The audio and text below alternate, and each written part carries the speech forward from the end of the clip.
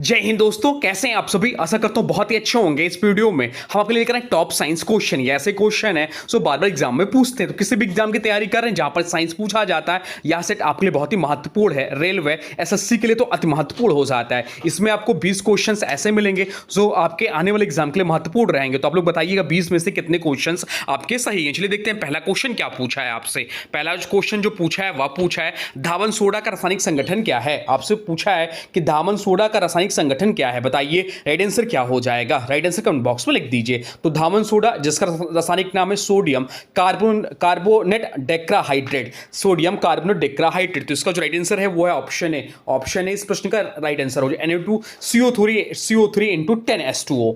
इसका रासायनिक सूत्र जो हो जाता है Na2CO3 इंटू 10H2O होता है। यह एक स्पष्टकीय क्षारीय लवण है जो घरेलू उपयोग में कपड़े धोने, जल की कठोरता घटाने, कांच व साबुन बनाने में किया जाता है।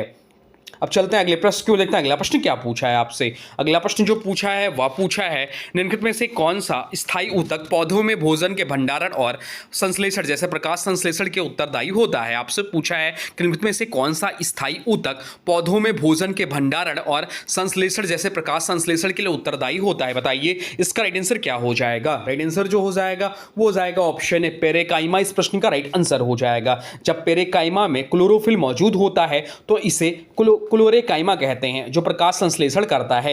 जलीय पौधों में इसे एरेनकाइमा कहते हैं जो हवा के चैम्बर बनाकर उन्हें तैरने में मदद करता है। अब चलते हैं अगले प्रश्न को देखते हैं। अगला प्रश्न क्या पूछा है आपसे। अगला प्रश्न जो पूछा है वह पूछा है निम्नलिखित में से किस तत्व का रासायनिक प्रतीक सही ढंग से दर्शाया गया है। आपसे पूछे कि नीचे दिए गए विकल्पों में से किस तत्व का रासायनिक प्रतीक सही ढंग से दर्शाया गया है। बताइए इसका राइट आंसर क्या हो जाएगा। राइट आंसर कमेंट बॉक्स में लिख दीजिए। तो लोहा इसका गलत है। लोहा का जो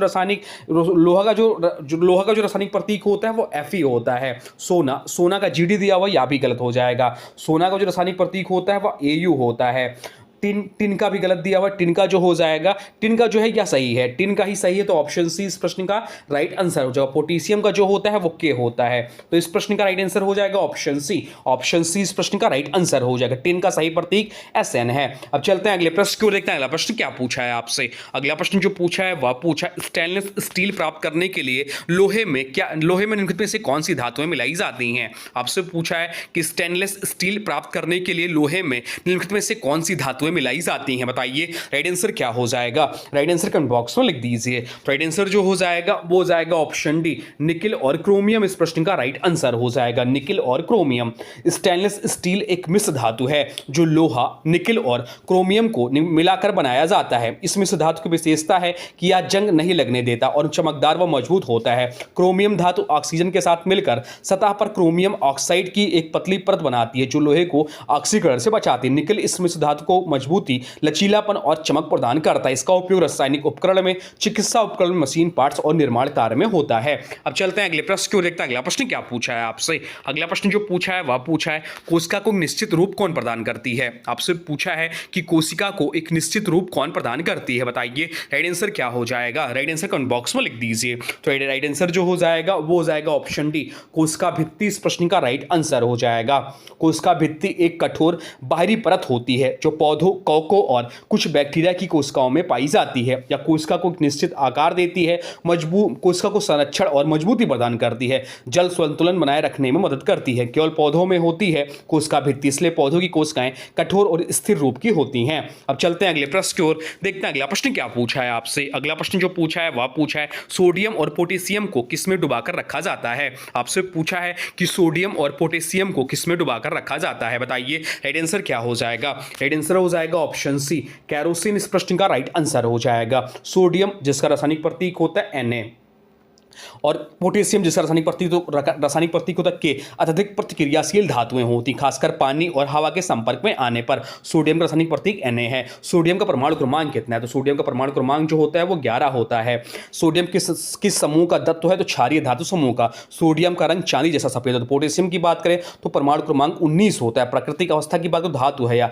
रंग और स्वरूप हल्की चांदी जैसी धातु है। अब चलते हैं अगले प्रश्न को देखते हैं। अगला प्रश्न क्या पूछा है आपसे। अगला प्रश्न जो पूछा है वह पूछा है दूध को दही में बदलने के लिए किस जीवाणु का उपयोग किया जाता है? आपसे पूछा है कि दूध को दही में बदलने के लिए किस जीवाणु का उपयोग किया जाता है, बताइए राइट आंसर क्या हो जाएगा? राइट आंसर कमेंट बॉक्स में लिखते चलिए, बताइए क्या होगा। तो राइट आंसर जो इस प्रश्न का हो जाएगा वो हो जाएगा ऑप्शन सी, लैक्टोबैसिलस इस प्रश्न का राइट आंसर हो जाएगा। ऑप्शन सी इस प्रश्न का राइट आंसर हो जाएगा। लैक्टोबैसिलस नामक जीवाणु दूध में उपस्थित लैक्टोज और लैक्टिक अम्ल में परिवर्तित करता है। इस लैक्टिक अम्ल के बनने में दूध गाढ़ा होकर दही में बदल जाता है। यह प्रक्रिया किण्वन कहलाती है। अब चलते हैं अगले प्रश्न को देखते हैं। अगला प्रश्न क्या पूछा है आपसे? अगला प्रश्न जो पूछा है वह पूछा है निम्नलिखित में से कौन सा एकमात्र जल में घुलनशील विटामिन है जो कई वर्षों तक यकृत में संग्रहित किया जा सकता है? आपसे पूछा कि निम्नलिखित में से कौन सा एकमात्र जल में घुलनशील विटामिन है जो कई वर्षों तक यकृत में संग्रहित किया जा सकता है, बताइए इसका राइट आंसर क्या हो जाएगा? राइट आंसर हो जाएगा ऑप्शन विटामिन B12 इस प्रश्न का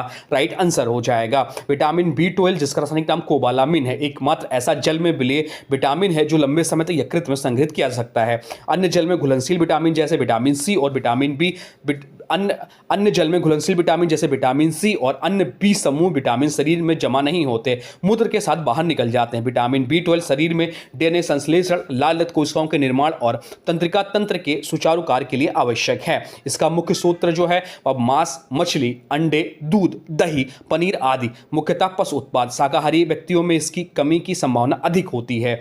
अब चलते हैं अगले प्रश्न को देखते हैं। अगला प्रश्न क्या पूछा है आपसे? अगला प्रश्न जो पूछा है वह पूछा है नाभिक और कोशिका झिल्ली के बीच पाया जाने वाला जेली जैसा पदार्थ क्या कहलाता है? आपसे पूछा है कि नाभिक और कोशिका झिल्ली के बीच पाया जाने वाला जेली जैसा पदार्थ क्या कहलाता है, बताइए राइट आंसर क्या हो जाएगा? राइट आंसर कमेंट बॉक्स में लिख दीजिए। तो राइट आंसर जो हो जाएगा वो हो जाएगा ऑप्शन बी, साइटोप्लाज्म इस प्रश्न का राइट आंसर हो जाएगा। ऑप्शन बी इस प्रश्न का राइट आंसर हो जाएगा, साइटोप्लाज्म।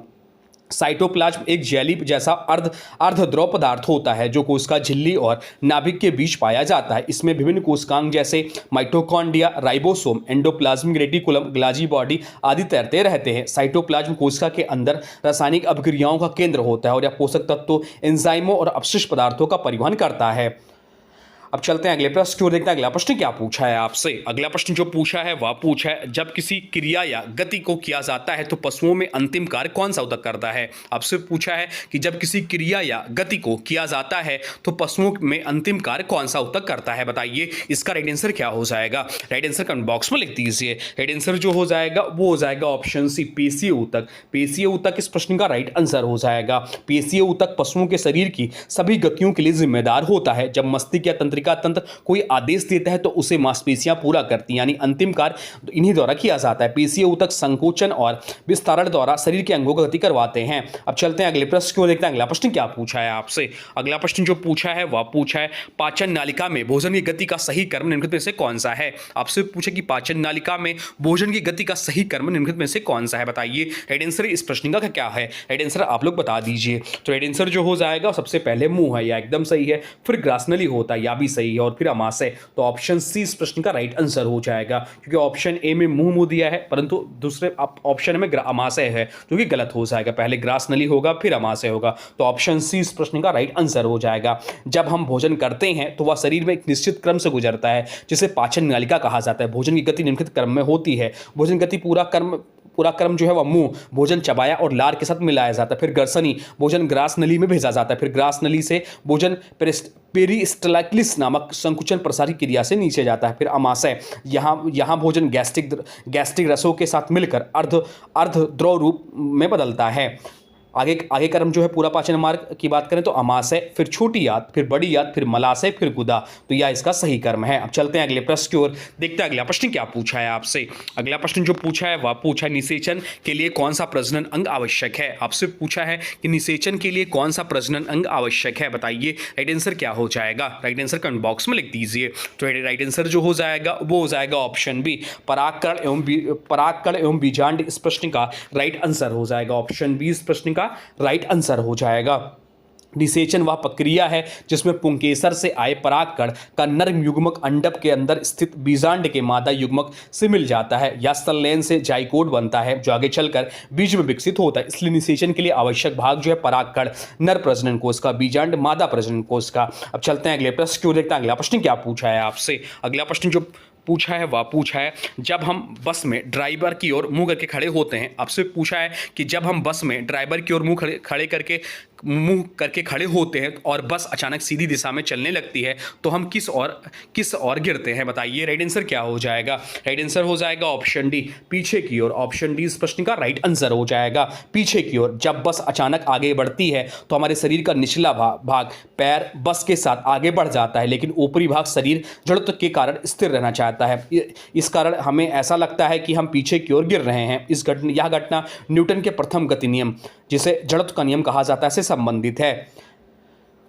अब चलते हैं अगले प्रश्न क्यों लेते हैं। अगला प्रश्न क्या पूछा है आपसे? अगला प्रश्न जो पूछा है वह पूछा है निम्नलिखित में से किस एक विकल्प को छोड़कर सभी संयोजी ऊतक के उदाहरण हैं। आपसे पूछा है कि निम्नलिखित में से किस एक विकल्प को छोड़कर सभी संयोजी ऊतक के उदाहरण हैं, बताइए। राइट आंसर क्या हो जाएगा? राइट आंसर कमेंट बॉक्स में लिख दीजिए। तो राइट आंसर जो हो जाएगा वो हो जाएगा ऑप्शन सी। ऑप्शन सी इस प्रश्न का राइट आंसर हो जाएगा। संयोजी ऊतक वह ऊतक होते हैं जो शरीर के विभिन्न भागों को जोड़ने, बांधने, सहारा देने या समर्थन देने का कार्य करते हैं। मनुष्यों और अन्य जंतुओं में संयोजी ऊतक के प्रमुख उदाहरण हैं अस्थि, शरीर को कठोर ढांचा प्रदान करती है। उपास्थि, लचीला सहारा देती, जैसे नाक कान में। रक्त, ब्लड यानी कि द्रव संयोजी ऊतक है जो पदार्थों को एक स्थान से दूसरे स्थान तक पहुंचाता है। ट्रैकीड की बारे में बात करें तो पशुओं में नहीं बल्कि पौधों में पाया जाता है। यह जाइलम का एक घटक है और जल परिवहन का कार्य करता है, इसलिए यह संयोजी ऊतक नहीं बल्कि पौधीय ऊतक का भाग है। अब चलते हैं अगले प्रश्न की ओर, देखते हैं अगला प्रश्न क्या पूछा है आपसे। अगला प्रश्न जो पूछा है वह पूछा है मिश्रण से कोलाइड को अलग करने के लिए निम्नलिखित में से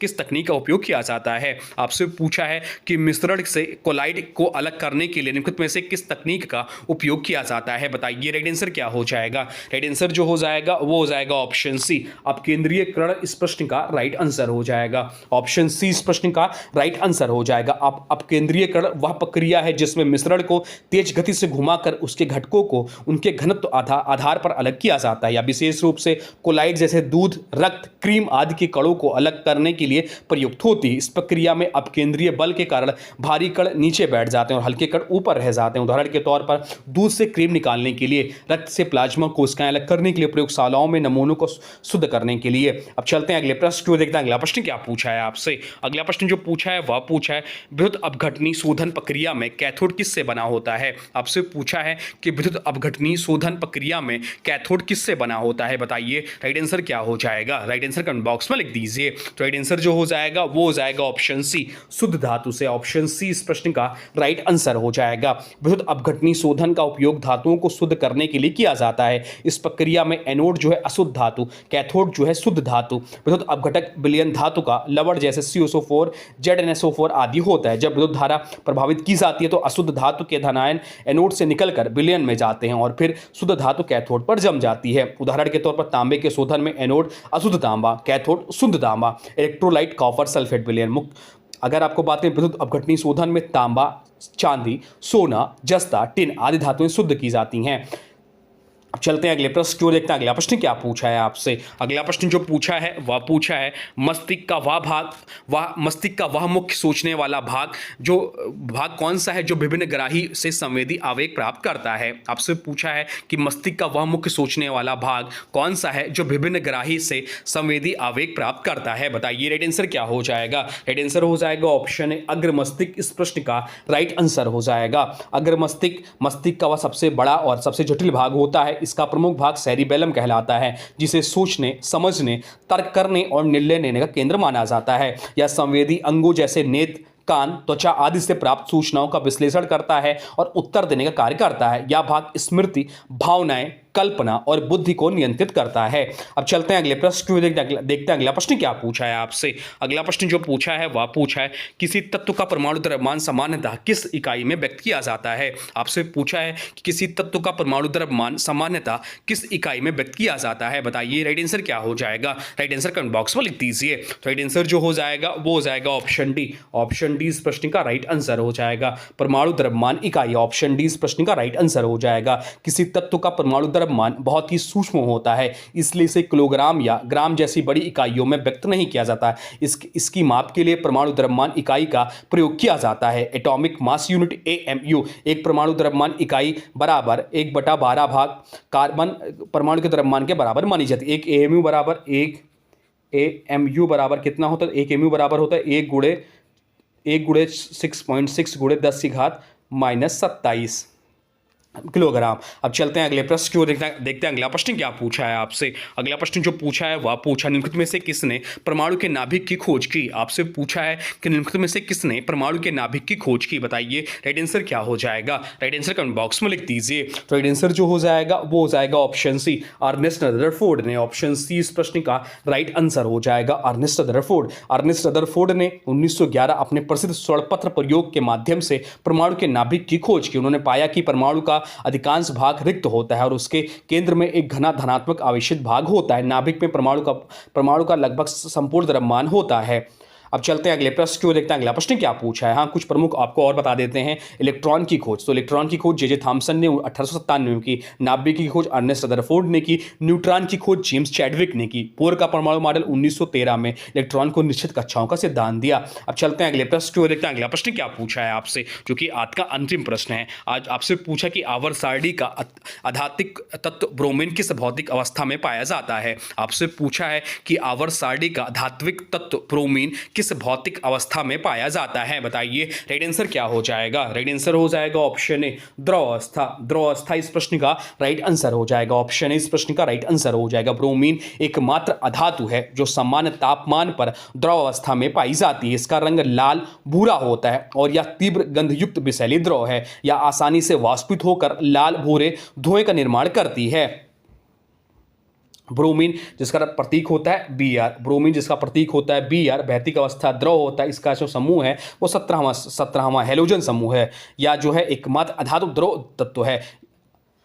अन्य द्रव तत्व की बात करें तो पारा जो कि धातु है, ब्रोमीन जो कि अधातु है। तो ये रहे आपके टॉप 20 साइंस क्वेश्चन जो आपके आने वाले एग्जाम के लिए बहुत ही महत्वपूर्ण हो जाते हैं। आप चाहे यूपीएससी, एनटीपीसी से किसी भी एग्जाम की तैयारी कर रहे हैं। अब आज के वीडियो से प्रश्न है, इसका राइट आंसर आप लोगों को कमेंट बॉक्स में बताना है। आज की वीडियो से प्रश्न है कि दूध को दही में बदलने के लिए किस जीवाणु का उपयोग किया जाता है। आपसे पूछा है कि दूध को दही में बदलने के लिए किस जीवाणु का उपयोग किया जाता है। इसका जो भी राइट आंसर होगा कमेंट बॉक्स में जरूर बताइएगा। और हाँ, देखिए अभी तक आपने वीडियो को लाइक नहीं किया है तो प्लीज वीडियो को लाइक कर दीजिए, चैनल पे नए चैनल को सब्सक्राइब भी कर लीजिए। तो चलिए मिलते हैं एक नए वीडियो में, तब तक के लिए thanks for watching railway exam target. For more update please subscribe railway exam target channel को। जय हिंद, वंदे मातरम।